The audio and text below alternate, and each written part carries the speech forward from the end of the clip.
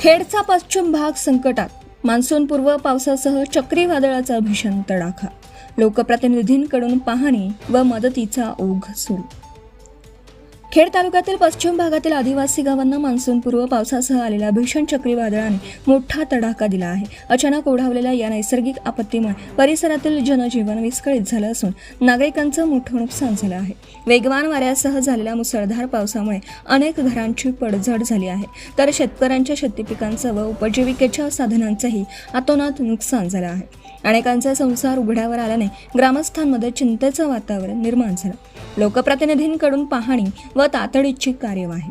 या कठीण परिस्थितीत नागरिकांना आधार देण्यासाठी स्थानिक लोकप्रतिनिधींनी तात्काळ घटनास्थळी धाव घेतली. जिल्हा परिषद सदस्य समीर सुपे यांनी टोकावडे येथील नुकसानग्रस्त भागाची पाहणी करून बाधित कुटुंबांच्या व्यथा जाणून घेतल्या. त्यांनी तात्काळ तहसीलदार प्रशांत बेडसे यांच्याशी दूरध्वनीद्वारे संवाद साधून नुकसानग्रस्त भागाचे तातडीने पंचनामे पूर्ण करण्याच्या आणि बाधित कुटुंबांना शासनाकडून त्वरित आर्थिक मदत मिळवून देण्याच्या सूचना दिल्या. प्रशासनाने या प्रकरणी कोणतीही दिरंगाई न करता मदतकार्य गतीने पूर्ण करावे असं आवाहन त्यांनी केलं आहे. त्याचप्रमाणे खेड कृषी उत्पन्न बाजार समितीचे माजी सभापती व विद्यमान संचालक विठ्ठल वनघरे यांनीही नुकसानग्रस्त भागाची प्रत्यक्ष पाहणी केली. त्यांनी संबंधित प्रशासकीय अधिकाऱ्यांना सूचना देऊन पुनर्वसनाची कार्यवाही गतीने करण्यावर भर दिला आहे.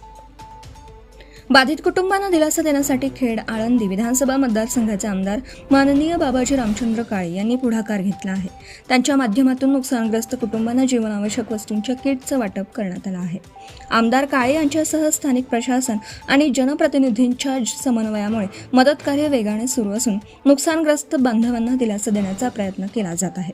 नैसर्गिक संकटाच्या या काळात आपण सर्वांनी नुकसानग्रस्त बांधवांच्या पाठीशी खंबीरपणे उभे राहणं गरजेचं आहे, असे आवाहन वरील लोकप्रतिनिधी यांनी केलं आहे. राहू द्या, उद्या सकाळी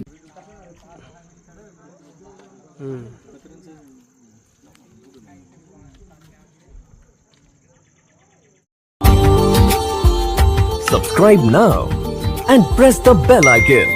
Never miss an update.